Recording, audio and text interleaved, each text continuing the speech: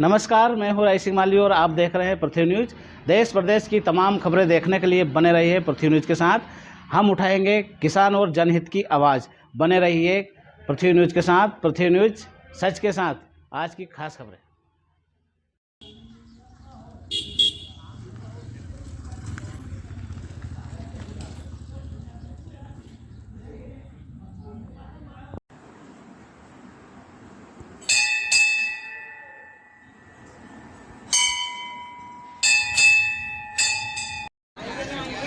आज रंग पंचमी के इस पावन अवसर पर बाबा गरीबनाथ का समाधि उत्सव जो कि हर्षोल्लास के साथ मनाया जा रहा है। इसी तारतम्य में पिछले वर्ष मनौती के रूप में बाबा के समाधि स्थल में डाले गए खड़ा नमक, पान और नारियल, जो कि पिछले वर्ष मनौती के रूप में बाबा के समाधि स्थल के गड्ढे में सामग्रियां डाली गई थी।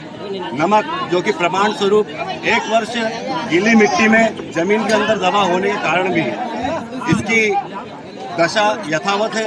पान भी हरा निकला, चाहे मुरझा हुआ निकला है, पान भी हरा निकलता है। ये बहुत बड़ा चमत्कार बाबा गरीबनाथ का है, क्योंकि ये सिद्ध स्थान है, बाबा की तपोस्थली है। इस तपोस्थली पर इस तरह के चमत्कार यहाँ हमेशा देखने को मिलते हैं। एक वर्ष 10 फीट 15 फीट गहराई में जमीन पर दबे होने के बाद भी नमक खड़ा निकला है, बिल्कुल भी नहीं गला है, और पान भी हरा निकलता है। नारियल जो कि बधारने के बाद एक गोले के रूप में परिवर्तित हो चुका है। ये बाबा का बहुत बड़ा चमत्कार है कि ये नमक, पान और नारियल का यथावत निकलना कहीं ना कहीं हमारी आस्था, श्रद्धा, भक्ति और बाबा की शक्ति को मजबूत करता है। जय बाबा गरीबनाथ।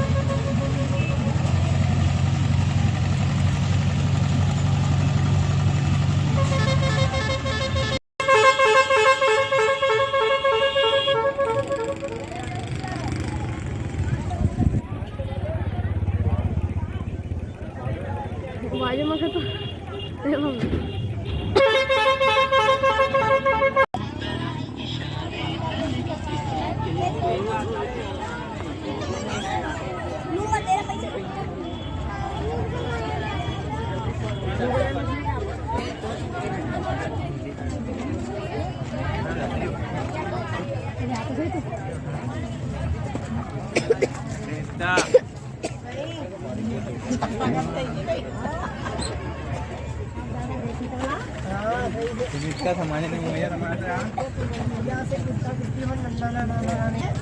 अरे हाँ यार, तरोना में भी थोड़ी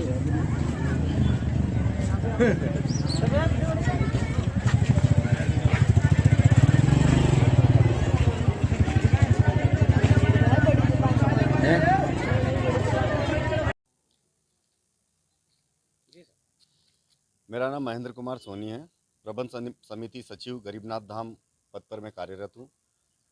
मान्यता यह है कि बाबा गरीबनाथ तीर्थाटन करते हुए अर्थात घूमते फिरते हुए बाल स्वरूप में झांसी के जूनामठ उत्तर प्रदेश से अवंतीपुर बड़ौदिया पहुँचे एकाएक अवंतीपुर बड़ौदा पहुंचने के पश्चात उन्हें यहाँ नेवज नदी के तट पर सुरम्य किनारा दिखा। इस नेवज नदी तट पर कुटिया बनाकर रहने लगे।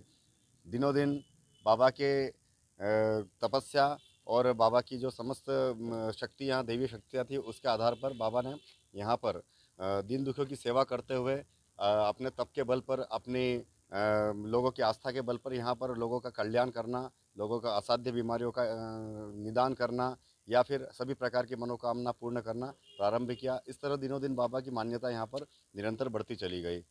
समय के साथ साथ एक दिन बाबा ने अपने आप में एक ऐसा निर्णय लिया, सभी को बुलाकर, कि मैं यहाँ पर जीवित समाधि लूँगा। और समाधि लेने का जो उपक्रम है वो पूरा एक विधि विधान के साथ उत्सव के रूप में यहाँ पर संपन्न हुआ। 1345 संवत में बाबा ने जब यहाँ जीवित समाधि ली, इसके पश्चात कुछ माह पश्चात नगर के तीर्थयात्री जब गंगा घाट सोरोजी पर तीर्थ यात्रा को पहुँचे तो बाबा अचानक वहाँ पर सभी को साक्षात स्वरूप में दिखाई दिए। बाबा ने से सबने अनुग्रह किया कि बाबा ये क्या चमत्कार है, आपने वहाँ जीवित समाधि ली अवंतीपुर बड़ौदिया में और यहाँ पर आप दिख रहे हैं, तो इस आप इस पे से पर्दा उठाइए कि क्या हम बहुत ज़्यादा इस भावुक हैं इस मामले में। तो बाबा गरीबनाथ ने कहा कि मेरा वहाँ का कार्यकाल समाप्त हो चुका है और मैं फिर भी आपके आस्था शक्ति श्रद्धा के बल पर मैं सदा वहाँ पर विद्यमान रहूँगा और दीन दुखियों की सेवा करता रहूँगा। किंतु मेरी स्मृति में सागौन की लकड़ी के 9 हाथों के 9 पार्ट आप वहाँ जोड़कर और उसे रंग पंचमी दिन चढ़ाकर और उसी दिन उसे उतारते हुए और रंग रोगन करते हुए समस्त प्रकार की जो भी गतिविधियाँ हैं, धार्मिक गतिविधियाँ, वे करते हुए उसी दिन शाम 5 बजे रंग पंचमी दिन इन पाटों को चढ़ाना। तभी से बाबा की निर्देशानुसार रंग पंचमी के दिन बाबा के स्मृति ध्वज के 9 हाथों के 9 पार्ट को जोड़कर एक सुंदर स्मृति ध्वज तैयार किया गया और विगत 750 साल से यह परंपरा बाबा के निर्देशानुसार निरंतर चलती जा रही है। इस परंपरा में सर्वप्रथम बाबा गरीबनाथ के समाधि उत्सव अर्थात रंग पंचमी के दिन प्रातः 4 बजे ब्रह्म मुहूर्त में विद्वान पंडितों द्वारा और नगर के पटेलों द्वारा पूजा अर्चना कर औपचारिक शुरुआत गड्ढा खुदाई की होती है, जिसमें विशेष बलाई अर्थात मालवी समाज का कार्य इसमें अहम रहता है। गड्ढा खुदाई का कार्य हाथों से होता है।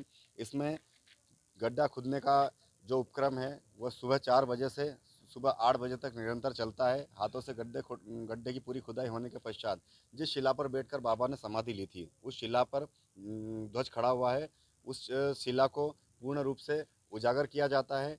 फिर इसके पश्चात रंग पंचमी के दिन सुबह 9 से 10 के मध्य बाबा के स्मृति ध्वज को उतारने का उपक्रम प्रारंभ होता है। ढोल ढमाकों शंखनाद के साथ घंटाल ध्वनि के साथ बाबा का जयकारा लगाते हुए स्मृति ध्वज को विधि विधान के साथ उतारा जाता है। जब उतरने के बाद पिछले वर्ष डाली गई सामग्रियां नमक, पान और नारियल, जो कि एक मनोती के रूप में पिछले वर्ष भक्तों द्वारा डाली गई थी, वह सारी सामग्रियां लगभग हजारों की संख्या में नारियल, खड़ा नमक और पान यथावत निकलता है, जो बहुत बड़ा चमत्कार है इस सिद्ध स्थान का। बाबा की तपस्या और उनकी दैविक शक्तियों के आधार पर एक छोटी बात नहीं है कि एक वर्ष गीली मिट्टी ज़मीन में दबे होने के बाद 18 से 20 फीट गहराई में दबे होने के बाद पानी और नमक, पान और नारियल जैसी सामग्रियां जो कि सड़गल जाना चाहिए, जो यथावत रहती है, ये बहुत बड़ा बाबा का चमत्कार है। इसके पश्चात सारी सामग्रियां भक्तों में वितरित कर दी जाती है और नई सामग्रियां डलना ध्वज उतरने के बाद प्रारंभ हो जाती है, जो सिलसिला निरंतर दिन भर चलता है। इसके पश्चात बाबा के जो ध्वज है सागौन की लकड़ी से बना, इस ध्वज के की टेक्निकल व्यवस्थाएं जैसे कि आवश्यक मरम्मत, नट बोल्ट देखना, ध्वज के किसी पार्ट को यदि बदलना हो, यह सारी प्रक्रिया चेक करके सभी समाज के लोग तन मन धन से पूरी तन्मयता से बाबा की सेवा में लग जाते हैं। सभी समाज अर्थात 7 जातियों के कार्य यहाँ पर विभाजित हैं। बाबा के निर्देशानुसार बाबा ने कभी यहाँ पर किसी भी समाज का कोई पक्षपात यहाँ पर नहीं रखा, सबको अपनी सेवा में लगाए रखा। सोनी, दर्जी, ब्राह्मण, बनिया, सुतार, लोहार, चमार, बलाई, सभी समाज अपने अपने स्तर से अपनी अपनी सेवा यहाँ पर देकर बाबा का गुणगान करते हुए शाम 5 बजे स्मृति ध्वज को चढ़ाने की प्रक्रिया रस्सों के सहारे प्रारंभ होती है। यह प्रक्रिया लगभग आधे घंटे की होती है, जिसके दर्शनार्थ लगभग दूर दराज से अर्थात आसपास के ज़िलों सहित आउट ऑफ स्टेट से भी, आसपास के राज्यों से भी यहाँ पर दर्शनार्थी आते हैं और इस नैनाभिराम दृश्य को निहारने के लिए, इस अलौकिक दृश्य को, इस जोखिमपूर्ण कार्य को देखने के लिए लगभग 50 से 60 हज़ार दर्शनार्थी यहाँ पर एकत्रित होते हैं। यह बहुत बड़ी महिमा बाबा गरीबनाथ की है कि बाबा के वचन अनुसार यहाँ पर काले भौरे के रूप में बाबा ने आने का भी एक वचन दिया था। उसके अनुसार बाबा एक पश्चिम दिशा से काले भौरे के रूप में आते हैं, ध्वज की परिक्रमा लगाकर पूर्व दिशा में जाकर अंतर्ध्यान हो जाते हैं। ये एक बहुत बड़ी प्रक्रिया है और एक चमत्कार है जो निरंतर वर्षों से परंपरागत तरीके से 750 वर्षों से चला आ रहा है। बाबा गरीबनाथ की यही महिमा भक्तों के बीच अपने पेड़ बनाए हुए है और इस परंपरा का निर्वहन करते हुए संपूर्ण समाज के लोग यहाँ पर तन मन धन से लगे रहते हैं। कोरोना काल में यह कार्य प्रभावित हुआ था? कोरोना काल में बाबा की कृपा से यहाँ पर, जैसा कि बाबा ने कहा था कि मैं किसी प्रकार की प्राकृतिक आपदा जैसे भूकंप, महामारी, बाढ़, आपदा, किसी भी प्रकार के संकट, ओलावृष्टि कभी भी इस गांव पर ऊपर अगर आती है तो मेरे मंदिर में जाकर शंखनाद घंटाल ध्वनि करते हुए अगर मुझसे निवेदन किया जाएगा तो मैं निश्चित रूप से आपकी संपूर्ण व्याधाएं, संपूर्ण समस्याएं हल कर दूंगा। इस तरह से ओलावृष्टि कभी यहाँ पर हुई नहीं, भूकंप, बाढ़ जैसी त्रासदियाँ का कभी अवंतीपुर बोधिया में कोई जनहानि नहीं हुई और कोई भी महामारी हो, कोरोना काल में भी यहाँ पर कोई भी हताहत नहीं हुआ। बीमार जरूर हुए, सबका बाबा की कृपा से इलाज से ही ठीक हो गए और महामारी का प्रकोप यहाँ पर बिल्कुल नहीं रहा। कोरोना काल में भी यहाँ पर जो परंपरा है वह बाबा की कृपा से निरंतर चली, चाहे मेला नहीं लगा, पर जो परंपरा है, जो धार्मिक आयोजन है वो पूर्ण रूप से हुए।